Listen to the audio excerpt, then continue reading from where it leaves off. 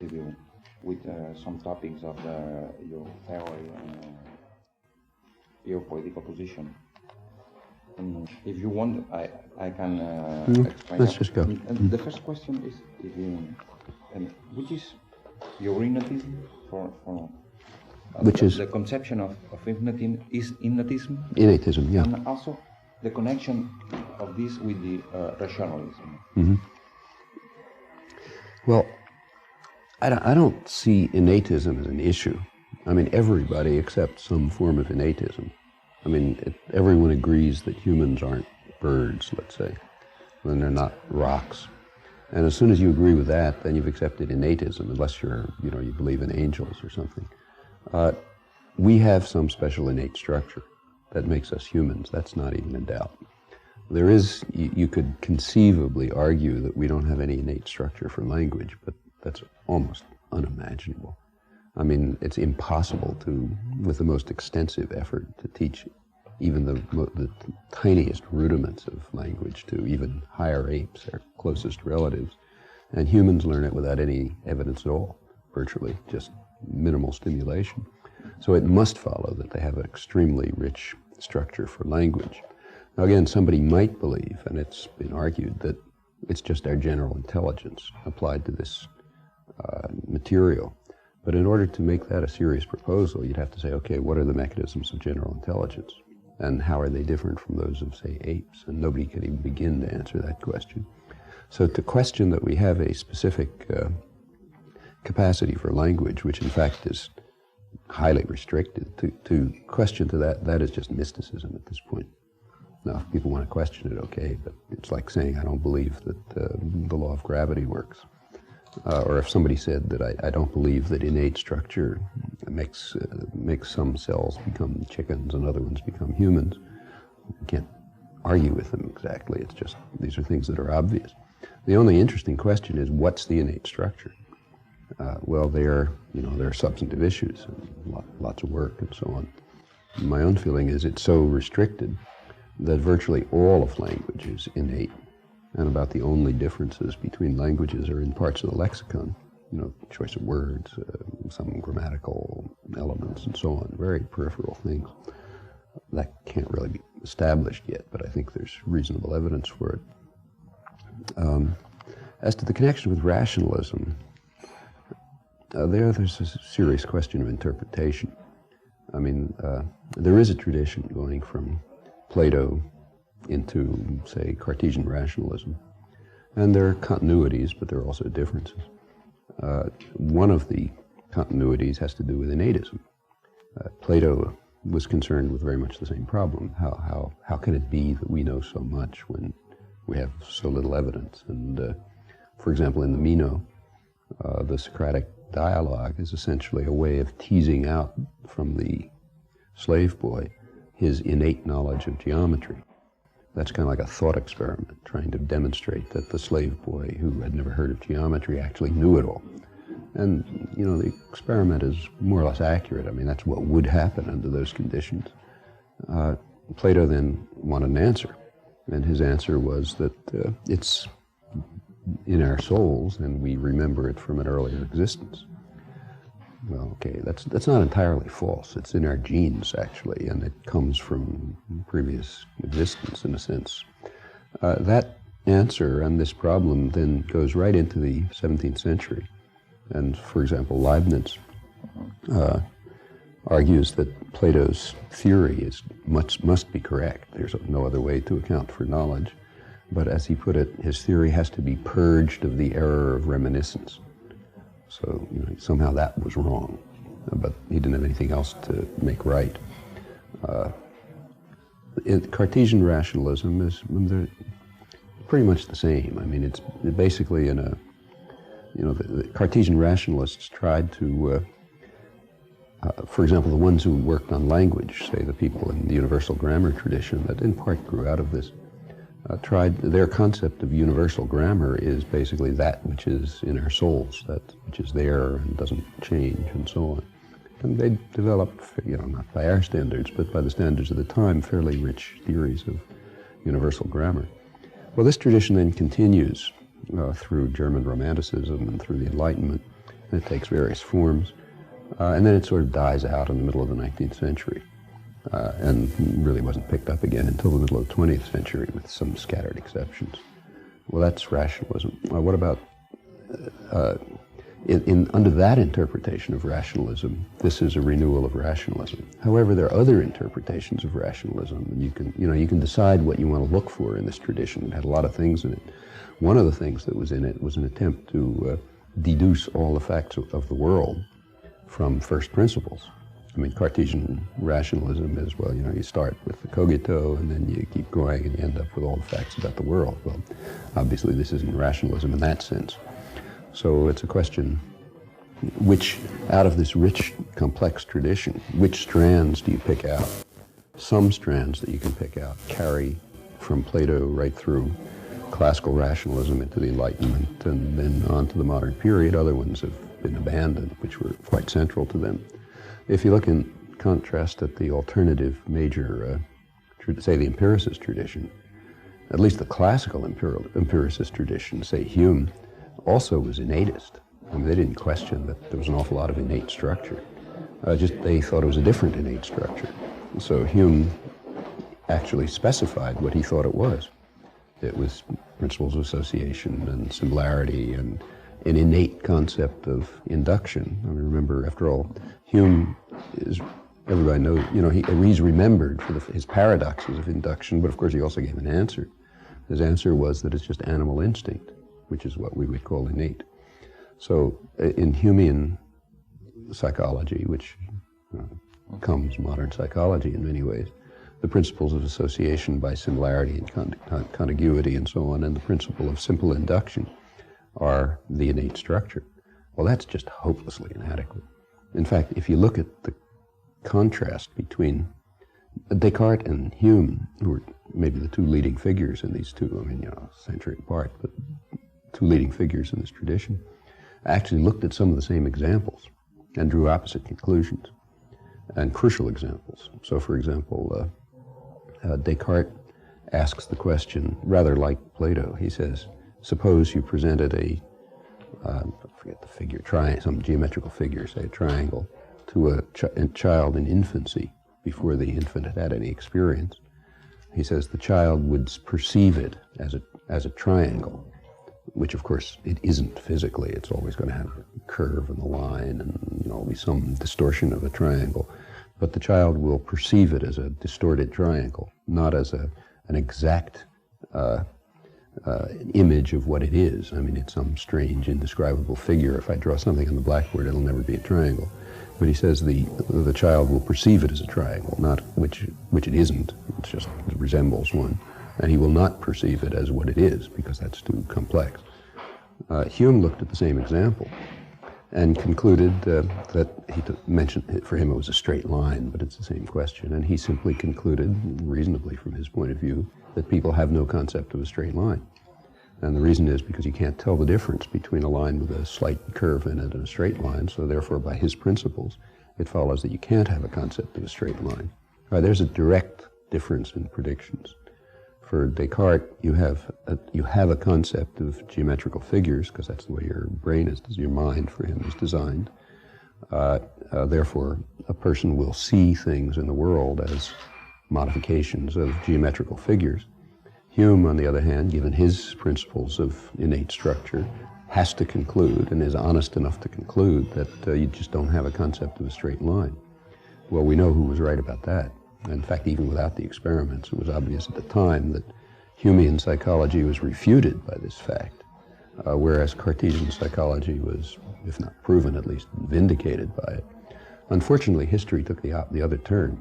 It was assumed that Hume was right and Descartes was wrong. Well, it's obviously the opposite. And it really wasn't until the modern period that it's become obvious to any perceptual psychologist, at least, that, of course, Descartes is right. I mean, not that anybody thinks about Descartes anymore, but the conclusion that is standard today is that, yes, obviously, the brain, no longer the mind, the brain is designed so as to identify certain kinds of figures and not others. And in fact, they're simple ones like lines and angles and so on. And that's how we construct our picture of the world, basically the Cartesian conception without Cartesian physiology and metaphysics. And nobody would take seriously Hume's proposal that we don't have a concept of a straight line. Of course we have a concept of a straight line, everybody does. Well, through this strain of the history, the modern work is rationalist. But as I say, there are other ways of looking at the history. You can think other things in it are important. I mean, you can think the proof of the existence of God is important. Okay, in that case, this obviously isn't rationalist. Let's see, there was a, what did you say, Phil? I think the question is very well responded. Is the connection between the innatism and the conception of the rationalism. Yeah, okay. But also in the sense of the rationalism, in the Cartesian sense of the discourse of the method, assume from the beginning that the common sense, the ration, is in general equally distributed. Equally distributed, yeah. Well, that is a point of view, certainly in this domain it's true. I mean, you have to go to really exotic levels of pathology before you find deficiencies in the language faculty. For example, if you take something as severe as the Down syndrome, mongoloid, is that a, yeah, okay, which is pretty severe disability, genetic disability.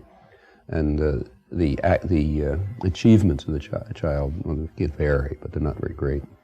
But the language ability apparently develops normally, except more slowly. It's kind of slowed down, so they never get to the same part. And in fact, there are cases of children, people with actually intelligence so low that it's unmeasurable, they can't do anything, but who have perfect language capacity. There doesn't seem to be a significant, I mean, there are certainly differences in people's ability to learn second languages and that sort of thing, but these are minor phenomena. For initial language learning, the thing that everybody does naturally, the differences are, no more significant than the differences in how fast you grow. I mean, children differ a little in where their growth spurts are, but they basically grow the same way. And that's true here, and that's essentially what Descartes is saying. Of course, he's saying it much more broadly. He's saying it for thinking generally, and that seems to me pretty plausible. But when you move away from areas that are well understood, you can only speculate. Like, it's not true that everybody's equally competent to become a quantum physicist, but that's at the outer fringes of human intelligence. I mean, most of the problems to which human intelligence is adapted don't, as far as anybody knows, don't differ. The capacities don't differ in any significant way across a very broad spectrum. So that picture seems reasonable, at least, as a pretty good first approximation. In fact, Descartes himself pointed out that it's only a first approximation. He says you can find people who are incapable of doing things. The second question is the relation between you are contrary to a computational system, and with negation also from the conception of the man as an automaton that begins also in the 17th century.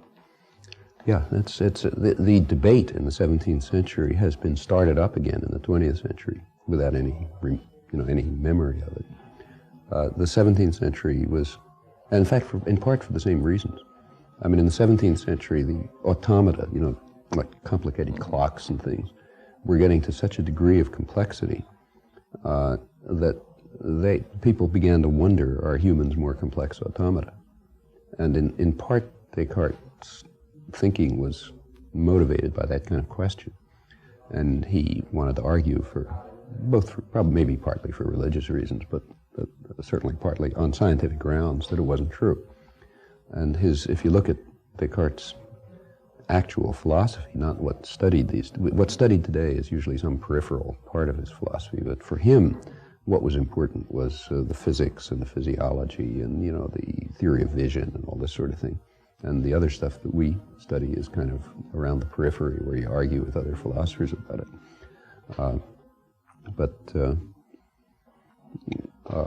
He argued that, in fact, most of the world was an automaton, as the notion was understood, and went on all the way through the animal world. They're all automata. I mean, in many interpretations, assume that Descartes affirmed that the animals were automata. It's not a question. I mean, it became a scandal at the court because the Cartesians would go around taking some court lady's favorite dog and stepping on it because you can't hurt it. I mean, Descartes proved it. It's just an automaton. I mean, that was one of the court scandals in the period. So yeah, they thought this was demonstrated. Animals are automata. And then there comes a big debate for hundreds of years about whether animals are automata. But Descartes argued that almost everything about humans is automata as well, all the way up to sensation. I mean, through certainly human physiology, but up to the point where you get to sensation. In fact, it wasn't until you get to higher mental processes like language that he thought he could prove that it wasn't automata. And what it ultimately comes down to is various manifestations of freedom of will, which he said are inconsistent with the notion of an automaton. It's kind of uncaused behavior, but not random behavior. Language was his major example. And the descriptive comments are correct. I mean, it's, at least as far as we know. So he then invokes mind, the second substance, res cogitans, to account for this. All of this is sort of normal science. It's sketchy science, like he didn't really fill anything in, but it's an outline of scientific reasoning. Large parts of which remain quite viable, in fact. So then the conclusion is, well, man's not an automaton because of these phenomena, such as ability to choose what you do. And I quoted in Girona some of these famous statements of the minor Cartesians who developed all of this. I mean, their position was that machines are compelled to act in a certain way, but humans are only incited or inclined to act in a certain way, and they may act contrary to their inclinations. They may choose to do so. Like you can choose to put your hand in the fire, let's say, though you're not going to do it. Whereas an automaton can't. If it's designed in a certain way, it has to do what it's structured to do. Well, then, comes Newton, who showed that the world is not an automaton, which really shocked people, including Newton. And after that, you get a big debate. I mean, the sort of reasonable response to that is the idea that mental phenomena, including language capacity, are just some properties of complex organized matter, just as attraction and repulsion are. And none of it fits into Cartesian automatism. I mean, Newton's major discovery in many ways, the one that disturbed him most, was the proof that Cartesian physics won't work for terrestrial or planetary motion, that the world and the planets and so on are not an automaton as the notion was understood then, or for that matter now. It required mystical properties, occult properties, as he called them, such as universal gravitation. I mean, Newton, in his letters, he writes that anybody who has any understanding of philosophical matters realizes that you can't influence something without contacting it. Like I can't raise my hand and, make that cup of coffee move. I have to contact it. Because that's obvious. Any person with a brain understands that. It just happens to be false. He proved that it was false, and he was very disturbed by it, naturally. Well, at this point, the man, the automaton, the mind-machine problem disappears. The world isn't a machine. So obviously the mind isn't a machine, because even the rest of the world isn't, since you have properties like action at a distance. And as you go on through the sciences, you just have more and more exotic properties. I mean, magnetic fields and, quantum effects and curved space-time and so on and so forth. That was a big crisis of the period. I mean, how are you going to react to Newton's demonstration that what was called the mechanical philosophy, the common sense understanding of how things work in mechanical ways, was just not true. And in fact, physicists didn't really give it up until into this century. There were always attempts to find some mechanical explanation of gravity, I mean, ether or something or other.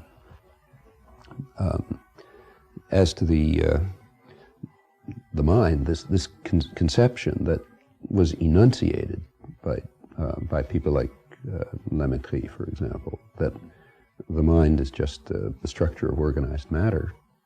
It's the right idea, but it also lapsed. I mean, it sort of disappeared until it was picked up again in the 20th century. Well, in the mid-20th century, people were again excited by automata. Now it's computers. And the same debate started over again, in different terms, of course.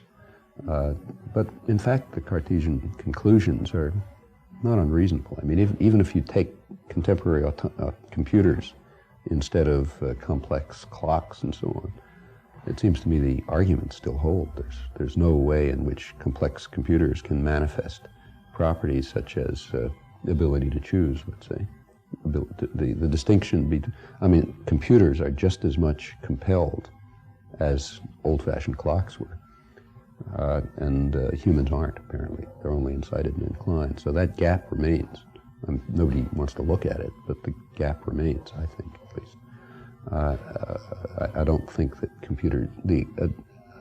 the coming of computers hasn't really changed the terms of this problem very much.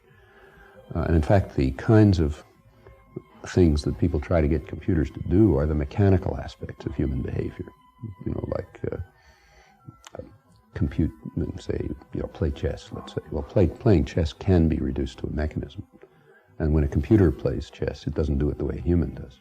It doesn't work out strategies and make choices and so on. It simply runs through a mechanical procedure of trying out tentative moves. It uses its vast memory and speed to explore in depth what would happen if you made this move, that move, and the other move, and then it evaluates the outcome by some measure that the programmer threw in, and then it automatically selects a move. That's nothing like what a human does, even in what is, intellectually speaking, trivial pursuit like chess. Trivial, not that you can do it easily, but it's a very trivial game. You can describe it in 10 sentences, So the problem remains where it was.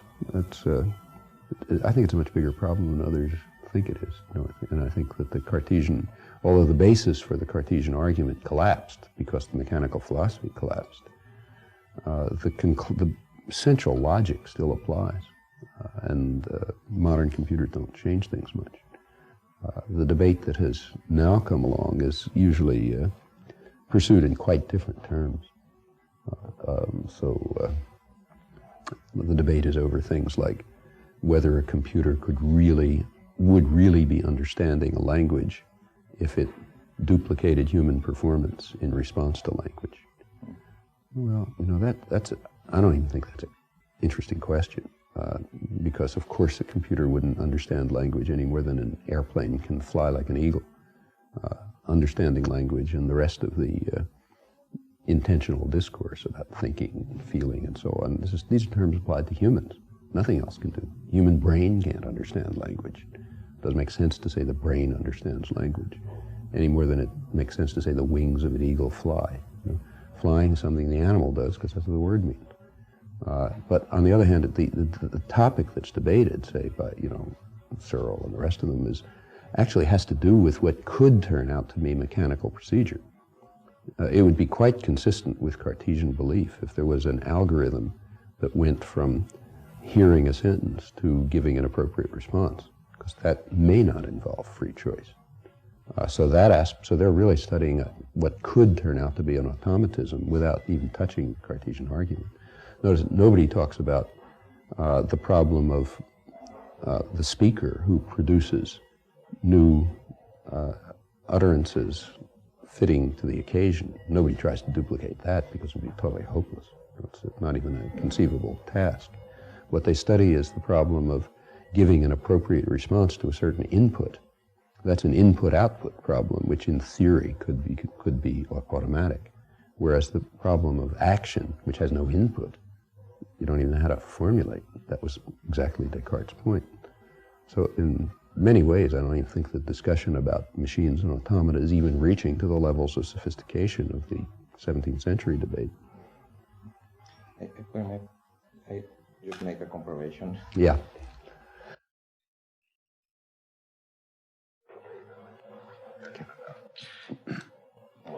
Water. Thanks. No se puede más. Working okay? All right, yes, Yeah. it's working. Can't tell you how many interviews I've had where after 3 hours the interviewer just forgot to realize he hadn't pushed the button. Happened to me once on the BBC. I think this question is connected with a concept that you use, in a sense, very different of the common sense of the nation.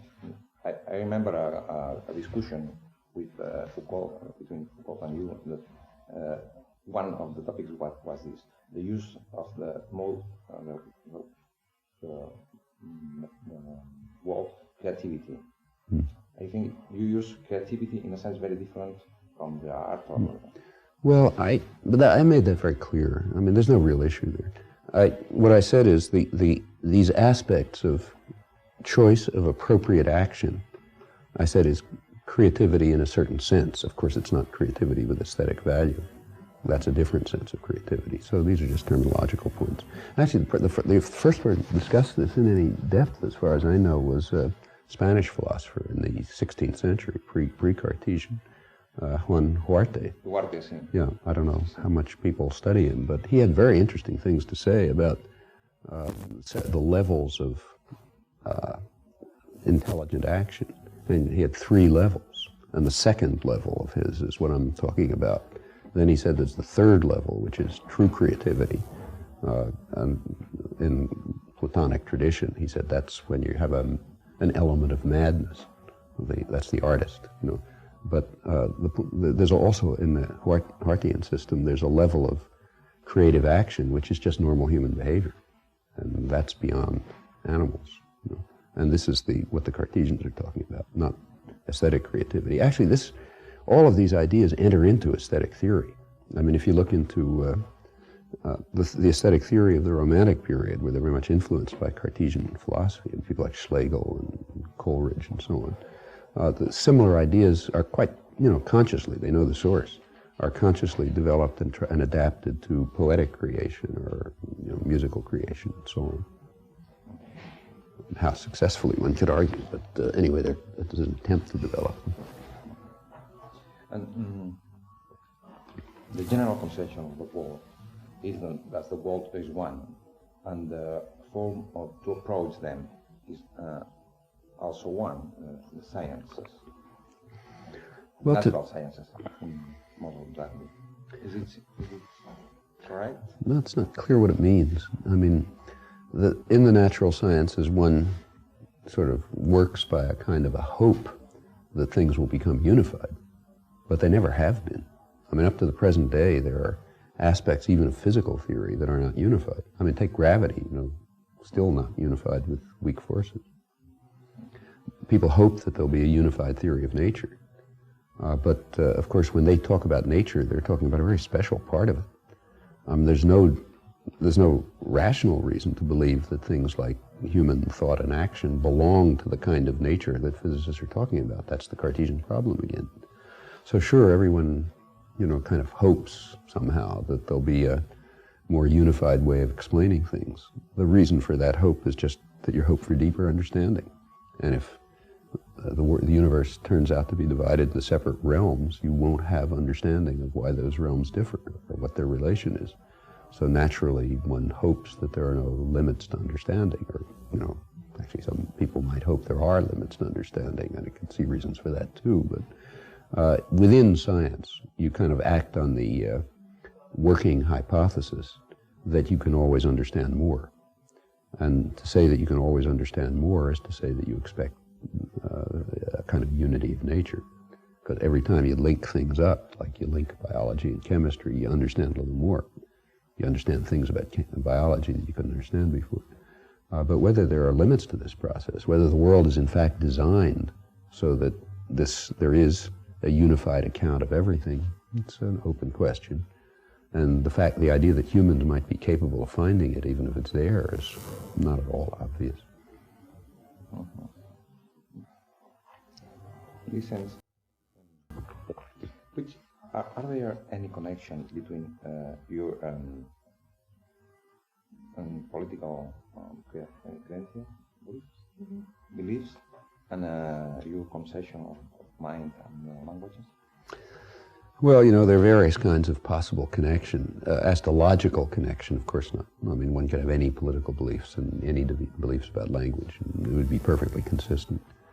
As for sort of accidental historical connection, like my own personal case, there's no connection. I mean, my political attitudes and beliefs were formed long before I ever heard linguistics, when I was a young teenager, in fact. And, you know, changed since, but not grows greatly. As for conceptual connection, it could be. I mean, there might be. In fact, if you go back to, say, the Enlightenment, okay? Yeah. If you go back to the Enlightenment period, there were attempts to draw connections between these views. So in the case of Wilhelm von Humboldt, who was both a leading linguist and philosopher and a founder of the modern classical liberal tradition, a libertarian thinker, he did try to find connections. He argued that at the heart of his political conceptions is the desire the need and the human need to inquire and create, free of external authority. That leads to libertarian thought. And at the heart of his linguistic conceptions was basically the Cartesian idea that there's something about humans that makes them, you know, part of their nature is to be creative in this second level sense, that is, do new things, for him even in a higher sense of aesthetic creativity. So his argument was, well, they come from the same source. Whatever it is that makes us capable of indeterminate human action, appropriate indeterminate human action, also gives us the moral right to be free of any external authority. That's the connection. And it's not an unreasonable connection. I don't think that people have tried to... Rousseau has the same picture at about the same time, a similar picture, you know. And I haven't been able to find... There's something like that in Kant, you know. Of course, Kant wasn't interested in language, so it doesn't show up there. But and after that, I can't find any further traces of it. But it seems to me, which may just be my lack of knowledge of parts of the tradition, probably is, but it doesn't come back again until the modern period.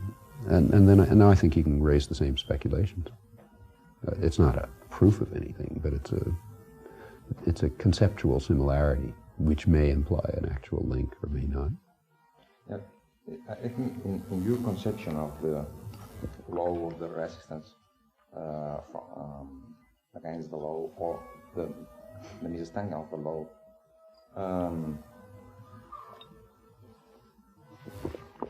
you need an access to consciousness, to moral consciousness, which is the normal access to.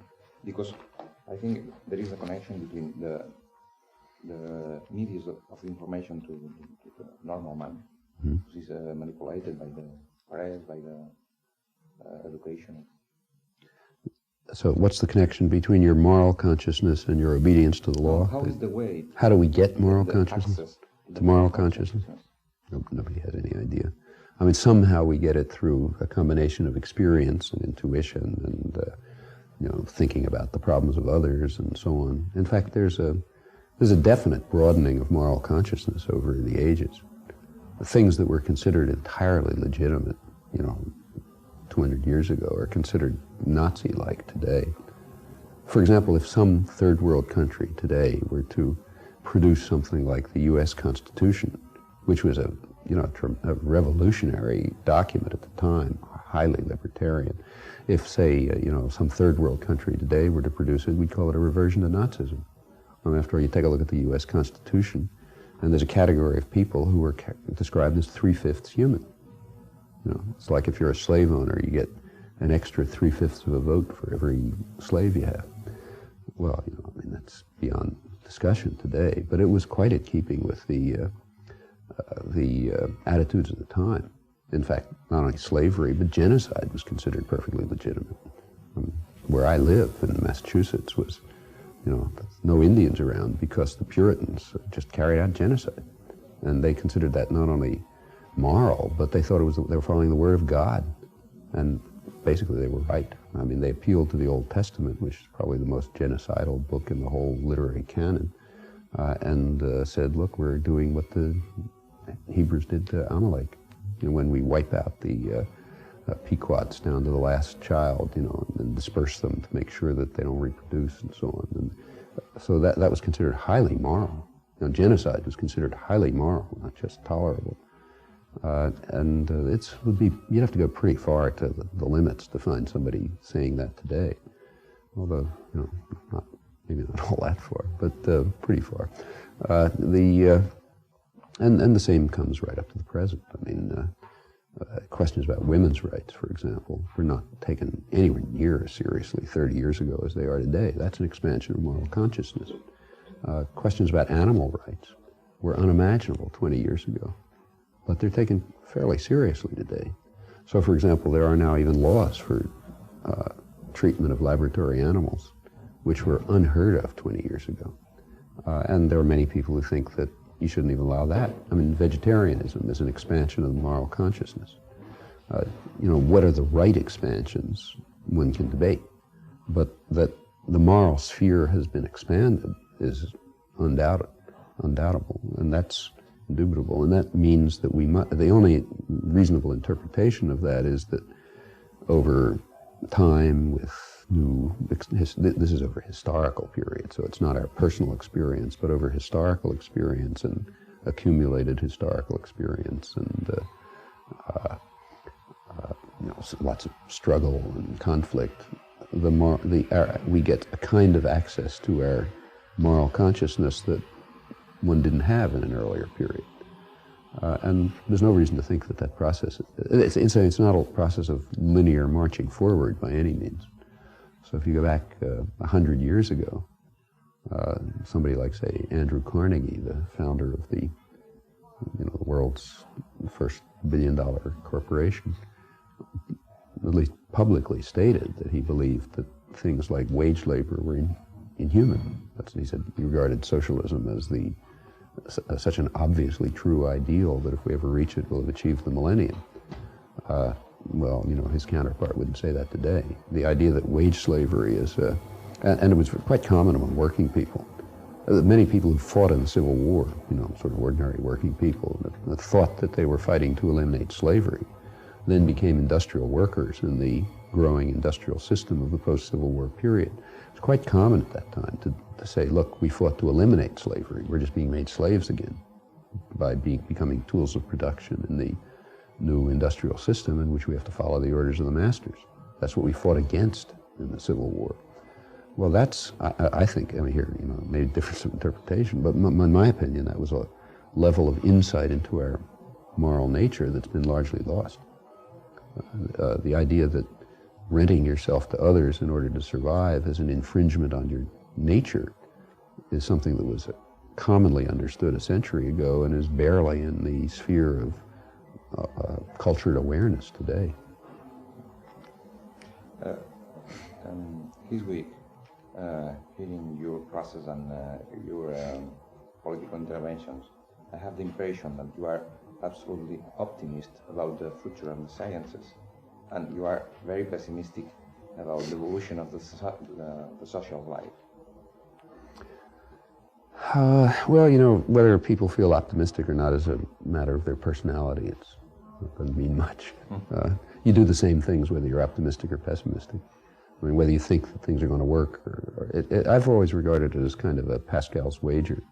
If you don't try to change things, you can be sure they're going to get worse. If you do try to change things, maybe there's some chance they'll get better, maybe a small chance. So given those alternatives, there's no question what you do. And how optimistic or pessimistic you are is something you see. I mean, very often I happen to be rather pessimistic, and often I've been wrong. So, for example, let's say in the Indochina, the Vietnam War, when I got started really seriously active in trying to do something, I was absolutely certain that there could never be an anti-war movement. I mean, this was in the early, 1963, 1964. The U.S. had already been bombing South Vietnam for a year or two. There were American troops there. By then, there were probably about 150,000 people had been slaughtered in Vietnam. nobody cared.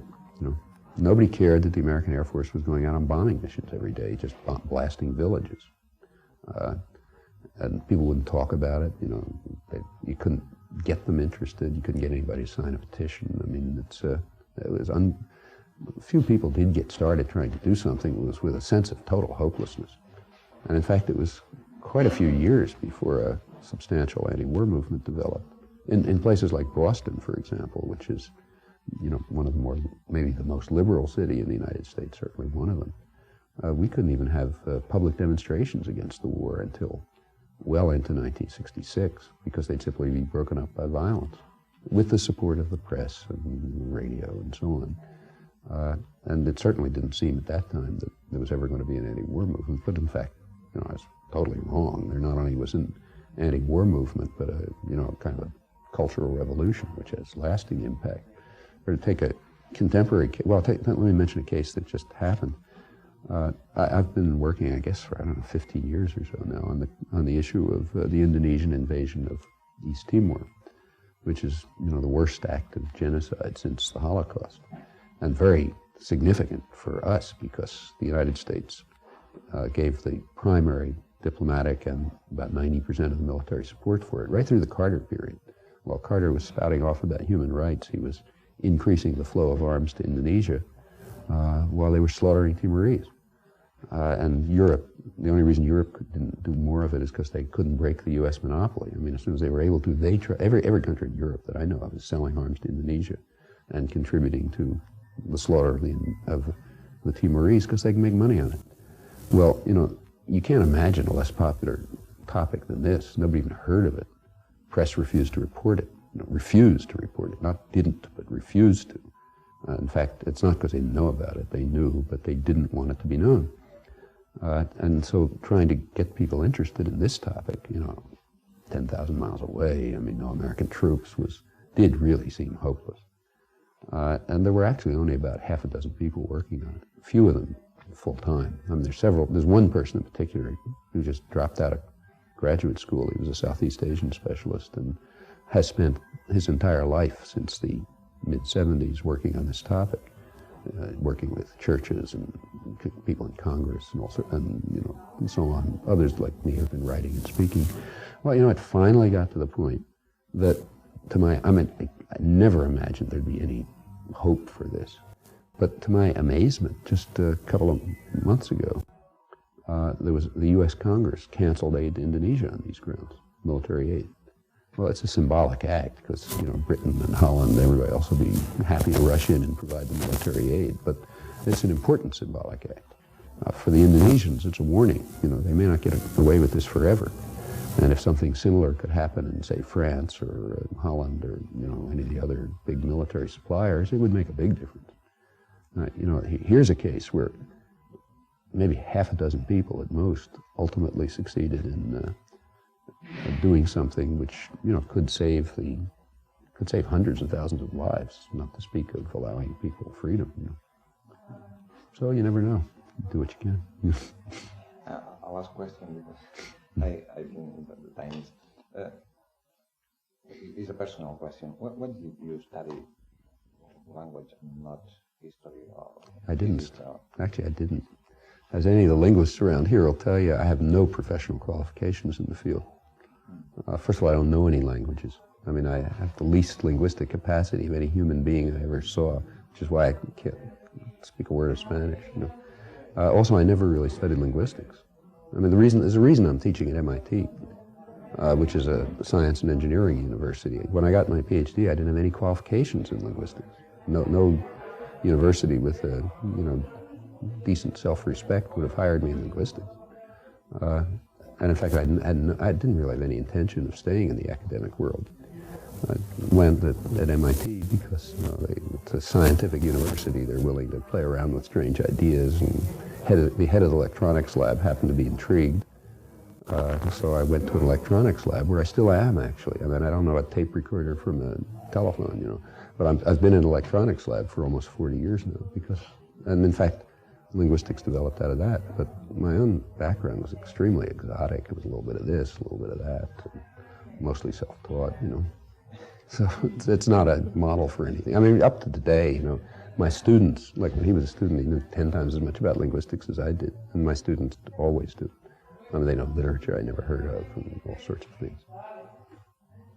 Thank you very much. Yeah. Thank you for that, and thank you for your classes. Oh, I was very glad you could come. Very interesting. Thank you.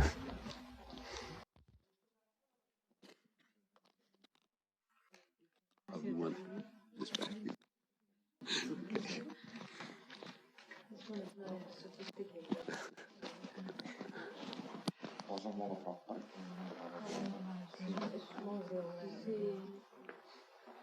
Tu els tens tot, ja? No, jo el que vull fer és unes fotos sense micro. Ah, sense micro. Ah.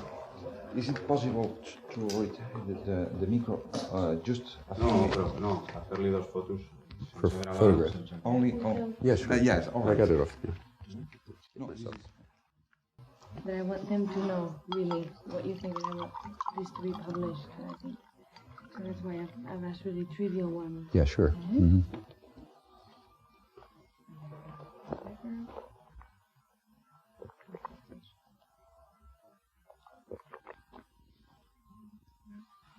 Okay?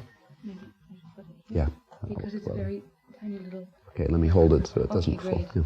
Okay, the first question, it would be, what led you to devote your life or parts of your life to linguistics? Mostly accident, like most things that happen in life. Actually, I'd more or less dropped out of college by the time I was about 17. It was just terribly boring. I didn't want to go on. And I was interested mostly in politics. And I happened through political connections to meet someone who was actually a rather important sort of left libertarian thinker. And he happened to be the professor of linguistics at the University of Pennsylvania, where I was nominally a student. I got friendly with him, and through one thing led to another, I started taking his courses, and I just sort of got interested and went on. But accident basically. Okay, then the second question would be, what are the distinctive features of the Chomskyan way of doing linguistics, or what would you like non-linguists to know about linguistics as you understand it? Well, you study what you can hope to understand. There are things you might like to understand that you can't really study. So one of the most obvious fact about language, the fact that's immediately obvious to us if we look at it, is that, and as people have noticed through the ages, is that somehow people can continually say new things that they've never heard before, maybe that have never been said before. They do it effortlessly. They do it in ways that are appropriate in the situations where they are. Other people hear them, understand them immediately, and human interaction continues that way. So there are a lot of questions that can be asked about that. One question you can ask about it is, what are the mechanisms that make it possible? And a further question you can ask is, how do we achieve this, how do we gain those mechanisms? How do they develop in our minds? And with regard to the mechanisms, there's two choices. I mean, one is sort of the technical mechanisms, what are today called the computational mechanisms.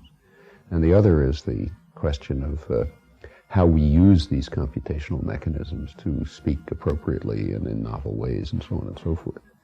Only some of those questions have been subject to serious inquiry. The question of what the computational mechanisms is a lot understood about that, and it's given a tremendous amount of insight into some of the aspects. It's one of the few areas of higher human mental function where there's some real understanding of how the thing works. As to the second question, how do these mechanisms develop, which is a much more interesting one still, there are also pretty good answers by now, and they seem to be demonstrating more and more that it isn't learned. It's just there. It's part of human nature. As to the third question of how we put these mechanisms to use in human interchange, how we do what you and I are doing now, let's say, there's essentially nothing done, and we don't even know how to study it. So the roughly speaking, I think this delimits the. There are other questions that one could ask. For example, how are these mechanisms realized in the brain? That's a problem that maybe will come to be understood someday. Right now it's not. There are questions about how these capacities developed in the species. Nothing's known about that, and maybe nothing ever will. It's not even clear how to study it. Mm-hmm. Could I try Sure. reaching out, just in case?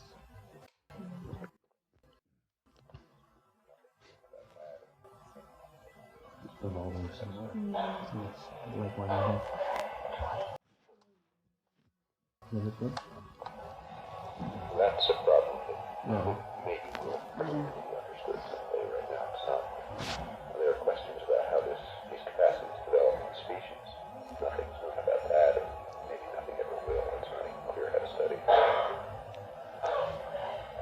Okay?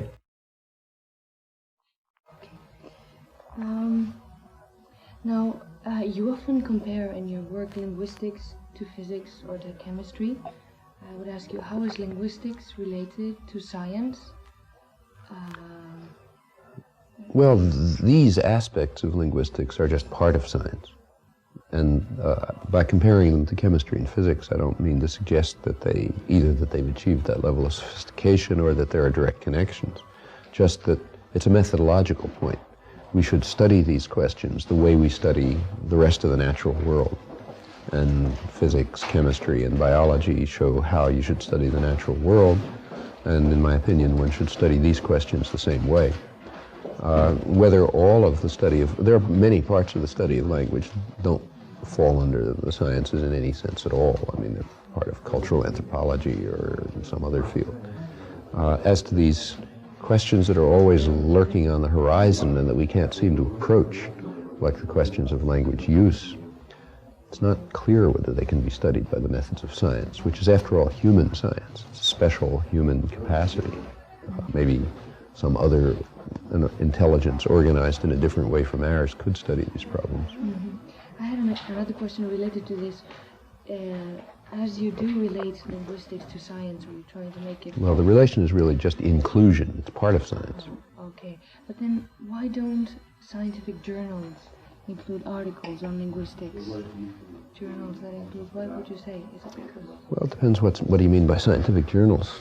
I mean, yeah. Yeah, if you mean, say, Nature, the reason is that the kind of, there's also, there are lots and lots of kinds of work that are never included in those journals. They usually run short articles reporting experimental results and so on and so forth, and that's not the nature of this field. There are many scientific fields that don't publish in those journals because it's not the nature of the field. Also, there are other reasons. I mean, it's more or less, the chances that the contemporary results in physics or biology will impinge on the work of linguists is very small. And conversely, I mean, if some new discovery in linguistics, there's nothing much that the chemist can do with it. So it doesn't make much sense to use the same organs of publication, though one might. Mm-hmm. Okay. Another question is, non-generative linguists and non-linguists very often criticize genitive and transformational grammar because it changes so rapidly. Now, could you explain the reasons for these changes? And do you think non-genetivists are aware of the reasons and the changes? Well, this is an indication of the sharp break between the sciences and the humanities. All the sciences change rapidly. I mean, every time you read a new issue of Physical Review, you read the letters column, it has, indications of changes that are happening. Any field that's alive is changing. This field is a young field, so it's just barely beginning to find its way around. If it stopped changing, I would advise everybody to drop out of the field. Any field that stops changing is dead. Probably wasn't worth studying in the first place. Now, in the humanities, this is not understood. It's regarded as important to keep saying the same thing all your life that you said when you were in graduate school. But in the sciences, that's a joke. I mean, if you're teaching the same thing you taught when you were in graduate school, you're wasting your time. You're in the wrong field. So, and the reason why things change is you learn more. You learn new things. I mean, new phenomena come along that weren't noticed before. People have new ideas as to how to improve the theory. They think up reasons why the theories that had been proposed didn't work, so you got to modify them. That's scientific inquiry. Could you give us an example of how these changes take place within linguistic theory, within your theory? Well, I mean, the early work in generative grammar, I mean, it had two different goals which were in conflict. One goal was to try to describe the facts of each language accurately. And in order to do that, you apparently had to write extremely complex systems of rules, because the phenomena of language seem very intricate and varied, and every language looks different from every other one, and every part of each language looks different from other parts, and so on. This wasn't really understood in traditional grammar, but that's because it never got to the stage of writing rules. They didn't, not in the sense in which that's now understood. They only gave hints that could be used by a person who already knew language to make his own moves. But when you tried to spell out what it is that people actually know, it turned into extraordinarily intricate rule systems. Well, the second question, the question of trying to explain how people get this into how they acquire this knowledge, the answer to that question must be that most of it is already there, because it's impossible to have enough experience to even pick up a tiny fraction of these rules. So it can't be that the languages are as complex and different as they appear to be. And the effort to answer the question of acquisition of language, of the growth of language in the mind, had to lead you to the belief that there's very few options available. There are very few possibilities for language. And the child must settle on those choices with very little evidence, because we know that that's all that there is. That's leading in another direction, to try to claim that things are very simple. Now, resolving that tension over the years has led to lots and lots of changes, to the point where today we're beginning to understand how fixed principles that don't change at all can yield a wide variety of the phenomena of language just by interacting in slightly different ways. So it's as if you have a very complex system, and you change little pieces of it here and there. It may do something quite different. You change the way the wires are hooked up in a few places. The system may behave quite differently, radically differently. And the task is to try to find that initial wiring, and the points at which the changes can be made, and then to demonstrate that the apparent complexity and variety of language is just an illusion due to the previous failure to understand the simplicity of the underlying structure and the ways in which the few changes can be made. And there's been a lot of progress on that. Every single one of those progresses is a change in steps, is a change in theory, sometimes a radical change. Okay. Another question is that people usually, it is a popular belief that the existence of language is essentially for communication. I would ask you if you agree with that. Well, it's hard to agree. I don't agree or disagree. I don't know what it means. Biological systems aren't for anything. They're just there. I mean, if a child grows, before birth, child grows arms and legs. It's not doing it because it wants to walk. In fact, even if we look at the evolutionary process, it's extremely hard to say what functions things were for. So the wing of an insect, let's say, developed as a device for distributing heat from the insect's body. Turned out you could distribute heat better if you had a little thing sticking out, then it turned into a wing. I mean, humans certainly use language to communicate. They use it for a million other purposes. They use it to tell jokes. They use it to establish friendly relations with people when they don't care about communication. They use it just to express their thoughts. There are all kinds of reasons for using language, and who knows what doesn't make any sense to ask what the purpose is. Biological systems don't come along with a purpose. They just develop for some reason. Now, you distinguish, the aim of your theory is to study knowledge of language, right? Not use. No, I would like to be able to study use. It just doesn't seem to be within the realm of study. Okay, so you don't think it can be studied in the same Well, nobody knows how. I mean, there are a lot of interesting things you can say about language use, but you know, there are a lot of interesting things you can say about history, or, you know, social structure or something. Lots of interesting things, but nothing in the level, there's no theoretical understanding. In fact, in general, most of the questions of real human significance are out of the range of scientific understanding, at least for now, maybe forever. You know? And this use of knowledge that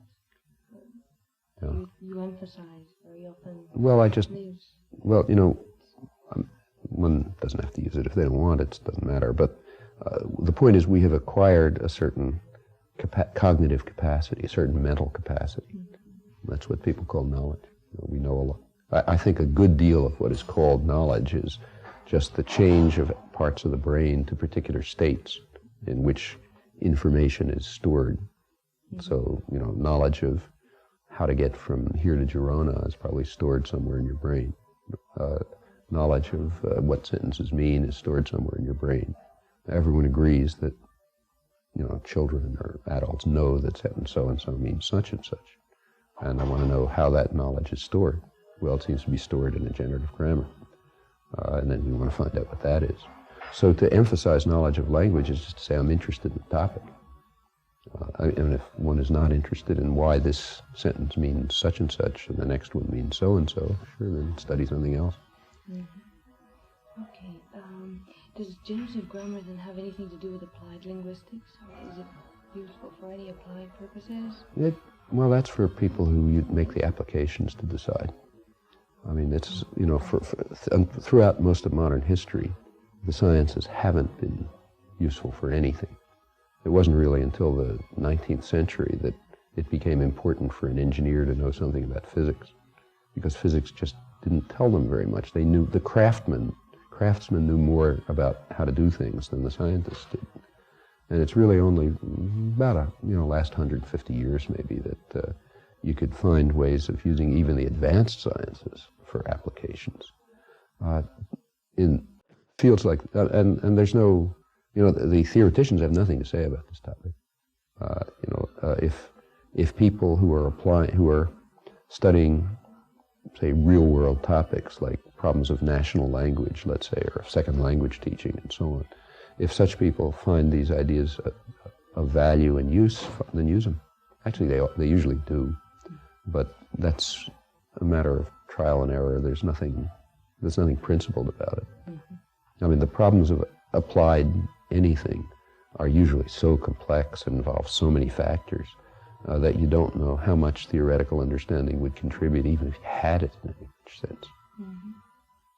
Okay, another question, I guess, related to context of Catalan also would be, how does the notion of dialect fit into your theory, or is it relevant to distinguish between dialects and languages? It's not. It doesn't have anything to do with this theory. I mean, the decision about dialects and languages is a decision. It's like it's as if you had a group of people in a room, and you tried to decide which ones look alike. You could do that in a lot of different. I mean, there might be you might agree that they, in lining them up so that this one looks most like this one and that one looks most like this one, and you get to the end and it's the one that looks least like that one. But if you started to try to draw a boundary among the lookalikes, you could do it in a lot of different ways. Dialects are languages that look more or less alike. Languages are groupings of individual languages that look less alike than dialects, but more alike than what we call different languages.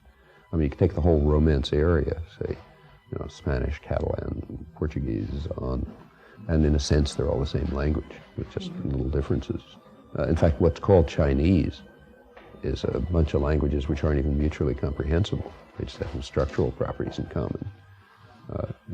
These aren't very meaningful questions, actually. I mean, they're very meaningful for human life. They're not scientifically meaningful. Like, who looks alike might be important for human life, too. It's just there's never going to be a science about it. It's mostly a matter of decision. And one final question. Can the knowledge of two languages, as in bilingual children, which is something that we're very often here, who acquire two languages in parallel, parallel. Could that be explained with a model of knowledge of one language? one approach the study of bilingualism? Well, if it can, first of all, I mean, again, that's whether a person is multilingual or not is more a matter of decision than of fact. In fact, every child who grows up has many different languages stored in their head. I mean, because you hear people speak differently, and your parents speak differently from your teacher, and speak differently from the children in the streets, and you go to the other side of town and they speak still differently. Those differences are usually so small that we don't call them differences, but they're there. And if you look closely, you find that if you travel 1 or 2 blocks away, you'll find people who talk differently from you do. I mean, my brother and I, for example, don't talk the same way because we had slightly different influences in our lives. But I have no problem with understanding him, which means I must have at least those 2 systems in my head, and in fact, dozens or thousands, who knows how many. We call it multilingualism when the systems that you have in your head are far enough apart so that we're struck by the differences, and we have to make some effort to move up and back between them. If there's, in many, at least certainly in pre-modern societies, it was absolutely standard for people to know many such languages. You say go to West Africa today, and a child may grow up knowing half a dozen different languages, which are really mutually unintelligible, because that's the way the societies are. They're just very mixed, and so children pick up a whole bunch of different languages. In most modern societies, differences among people have been leveled, either by force and conquest or by expansion of a national culture. I mean, by these days, even by state television, so that you get an illusion of homogeneity of language, which wasn't true in an earlier period. I mean, even in Europe, you don't have to go back very far. When you go back to the beginning of the century, let's say, and people couldn't understand someone from the next village because they were talking some, and it's probably still true in places like, Italy at least. I don't know if it is in Spain, but do you get that kind of linguistic diversity? Do you get that kind of linguistic diversity in Spain that you have in, say, in Italy, of real mutual unintelligibility? Yeah, no. But in say, France, let's say, you would, at the beginning of this century, you could find people in nearby villages who were speaking what are, for all practical purposes, different languages. Now, all of that stuff has been leveled, largely leveled. You have to, at least in this generation, it's mostly leveled in Europe. Although still, a person from North Germany and from South Germany may have a very hard time understanding each other. If there's ever going to be any comprehension of how the assimilation of many languages develops in the brain, it will doubtless be through some further application of the understanding of how a single language might. I mean, what we'll need to know is, in addition to the question how a single language develops, we'll have to know how interactions are constructed between these single languages that develop. So that's just a further complication of the problem of acquisition of a single language with other factors thrown in. Okay. Can I add some question? I think it's about teaching in elementary and high school. So there are obvious things to do, like read it to language, like learn to write and read and maybe foreign language. But one would expect that the same way that it's interesting that people know things about the world in the sense of some physics and biology, that things about language should also be taught in that way, but they aren't. Yeah, I mean, after all, language is a very important fact about our lives and about our nature. And if it's important to understand something about how birds behave, or how rocks behave, or how planets behave, it ought to be important to understand how humans behave. And this is one of the few areas where we have at least some insight into what are distinctively human capacities. There aren't many such cases. So, but that's a matter of studying about what's understood about language, different from studying language itself. Another maybe definition that I would ask you, or to make things clear for some people, the definition of grammar. People think of grammar as, prescriptive grammar. Yeah. How does it fit in with Doesn't. what you... I mean, prescriptive grammar is just a form of authority. It's like etiquette. You tell people that they should put their fork on the left, or they should wear a tie when they give a talk, or something like that. I mean, it's basically nothing. You know, it's a matter of how to. I mean, it has no theoretical interest. Again, it may have human interest. Like maybe you want to try. Maybe you should even teach it. I mean, maybe it's worth teaching children some kind of usually artificial literary standard for whatever reason, some practical reason. But there's nothing of any theoretical interest to say about it any more than there is about styles of dress. I mean, you probably want to teach children styles of dress too. But the popular belief is that when someone knows a language, they know the norms of the language. Well, and that's what people tend to think. Yeah, because people, well, I mean, but they should understand. They should understand that every person has a perfect knowledge of their own language, by definition. Now, whether you decide to follow norms that someone in authority tells you to follow are up to you to decide. But there's no abstract right or wrong about it. It's a matter of whether you want to choose to defer to authority. Now, sometimes it's worth deferring to authority, like it makes more sense to drive on the right than on the left because you'll survive. That's deferring to authority. And sometimes it may be useful to follow some rule that somebody made up for some arbitrary reason that's followed in the formal, in the literary canon. Okay, maybe it is, maybe it isn't, but it's basically a question. It's the same kind of question. It's a question of whether to accept usually artificial norms that have been designed for whatever purpose. They have no status other than the status that people agree to give to them. There's nothing right or wrong about driving on the right. Okay, it's just, there's a law that says drive on the right, and life is better in that case if everybody follows the law, so you follow it. In other cases, like norms of grammar, it's almost totally arbitrary. It's like whether you should wear a tie. You can decide to do it because it's easier to get by in the world or whatever, but there's nothing of any significance about it. Mm-hmm. Clear enough. Mm-hmm. Okay. Thank you.